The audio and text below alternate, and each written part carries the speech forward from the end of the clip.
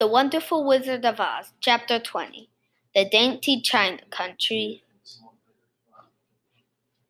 While Tin Woodman was making a ladder from the wood which he found in the forest, Dorothy lay down and slept, for she was tired by the long walk. The Lion also curled himself up to sleep, and Toto lay beside him.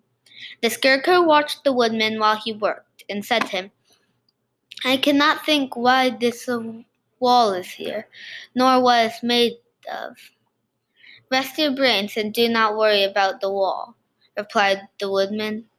"When we have climbed over it, we shall know what is on the other side." After a time the ladder was finished. It looked clumsy, but the Tin Woodman was sure it was strong and would answer their purpose. The Scarecrow walked Dorothy and the Lion and Toto and told them that the ladder was ready. The Scarecrow climbed up the ladder first, but he was so awkward that Dorothy had to follow close behind to keep him from falling off. When he got his head over the top of the wall, the Scarecrow said, "Oh my, go on," exclaimed Dorothy. So the Scarecrow climbed further up the wall and sat down on the top of the wall, and Dorothy put her head over and cried, "Oh my," just as the Scarecrow had done. Then Toto came up and immediately began to bark, but Dorothy made him be still.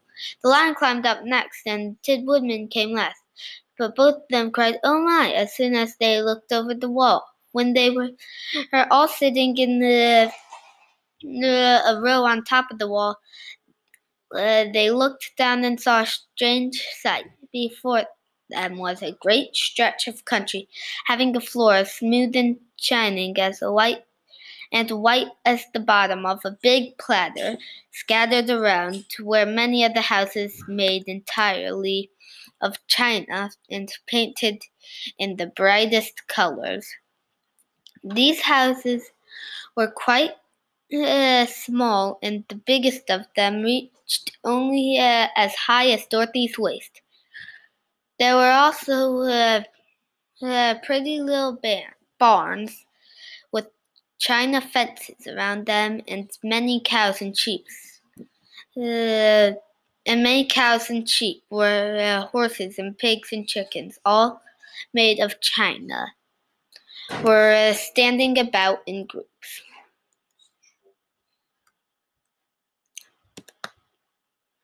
But the strangest of all the people who lived in this queer country, there were milkmaids and shepherdesses with bright-colored bodices. With bright-colored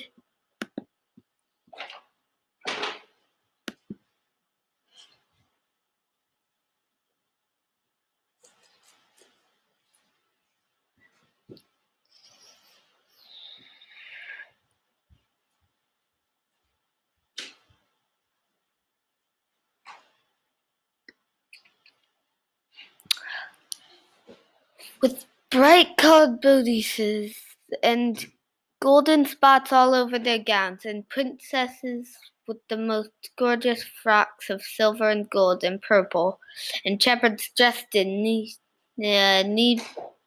breeches with pink and blue stripes down them, and golden buckles on their shoes. And the princes with jeweled crowns upon their head, wearing ermine robes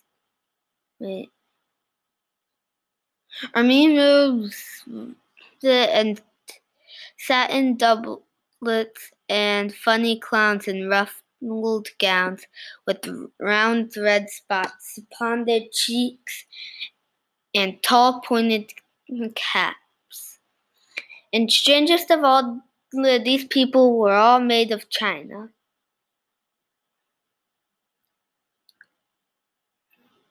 Even to their clothes, and were so small that the tallest of them was no higher than Dorothy's knee. No one did so much to look at the travelers at first, except one little purple-tongued dog with extra large head, which came to the wall and barked at them in a tiny voice, afterwards running away. "How shall we get down?" asked Dorothy. They found the ladder so heavy they could not pull it up, so the Scarecrow fell off the wall, and the others jumped down upon him so hard uh, that the hard floor would not hurt their feet. Of course they took pains not to light on his head and to get the pins in their feet. When all were safely down, they picked up the Scarecrow, whose body was quite flattened out, and patted his jaw into shape again. "We must cross this strange place in order to get to the other side," said Dorothy, "for it must be unwise for us to go any other way except due south." They began walking through the country of China people, and the first thing they came to was a China milkmaid milking a China cow. As they drew near, the cow suddenly gave a kick and kicked over a stool. The pail and even the milkmaid herself, all falling on the China ground with a great clatter. Dorothy was shocked to see that the cow had broken her leg short off, and the pail was lying in several small pieces, while the poor milkmaid had a nick in her left elbow. "There!" cried the milkmaid angrily. "See what you have done! My cow has broken her leg, and I must take her to the mender's shop and have it glued on again." "What do you mean by coming up here and frightening my cow?" "I am very sorry," returned Dorothy. "Please forget us." But the pretty milkmaid was much too vexed to make any answer. She picked up the legs sulkily and led her cow away, the poor animal limping on three legs as she left them. The milkmaid cast many reproachful glances over her shoulder at the clumsy strangers.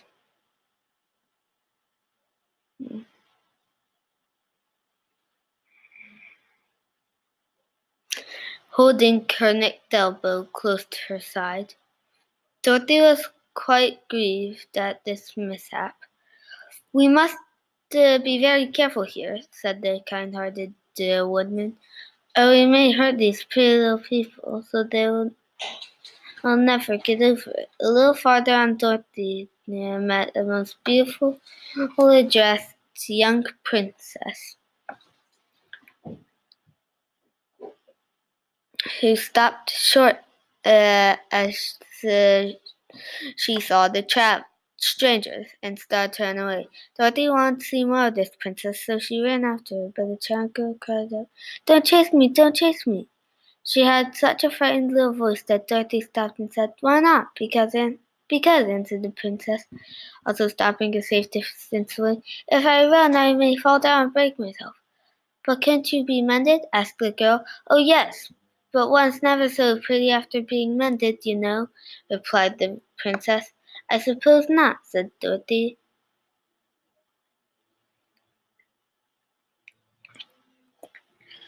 "Now there's Mr. Joker. Now there is Mr. Joker, one of our clowns," continued the China lady, "who is also trying to steer the pond on his head. He has broken himself so often that I mended in 100 places, and doesn't look at all pretty. Here he comes now, so you can see yourself." Indeed, the jolly little clown now came walking toward them, and Dorothy could see, in spite of his pretty clothes in red and yellow and green, he was completely covered with cracks, running every which way, and showing plainly that he had been mended in many places. The, the clown now put his hands in his pocket after puffing his cheeks out and nodding his head at them, softly said, "My lady fair, why do you stare at poor old Mr. Joker? You're quite as stiff and prim as if you'd eaten up a poker." Be quiet, sir, said the princess. Can't you see they are strangers and should be treated with respect? Well, that's respect, I expect, declared the clown, and immediately stood upon his head.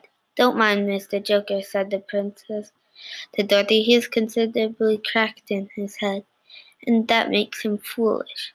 Oh, I don't mind him a bit, said Dorothy, but you are so beautiful, she continued. I'm sure that I could love you dearly. Won't you let me carry you back to Kansas and stand you on Aunt Em's mantel shelf? I could carry you in my basket. That'd make me very unhappy, answered the Giant Princess.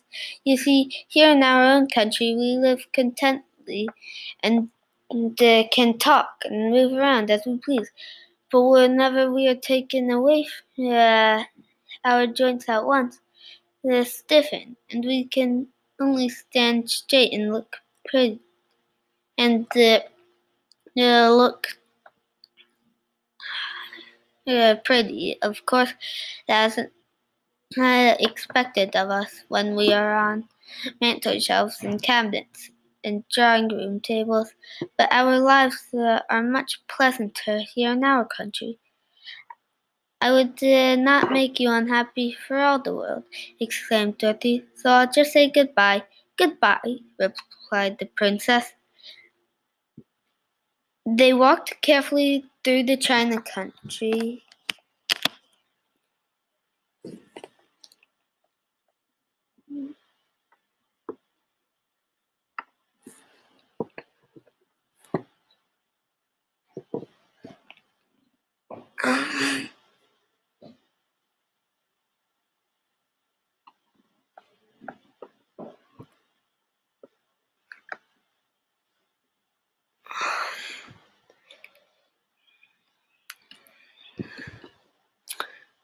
They walked carefully through the China country. The little animals and all the people scampered out of their way, fearing the strangers would break them. And after an hour or so, the travelers reached the other side of the country and came to another China wall. It was not so high at first, however, and by standing upon the line's back, they all managed to scramble to the top. Then the lion gathered his legs under him and jumped on the wall. But just as he jumped, he upset the China church with his tail and smashed it all to pieces. That was too bad, said Dorothy. But really, I think we were lucky in not doing these little people more harm than breaking a cow's leg in the church. They are also brittle. They are indeed, said the Scarecrow, and I am thankful I am strong. Cannot be easily damaged. There are worse things in the world than being a scarecrow.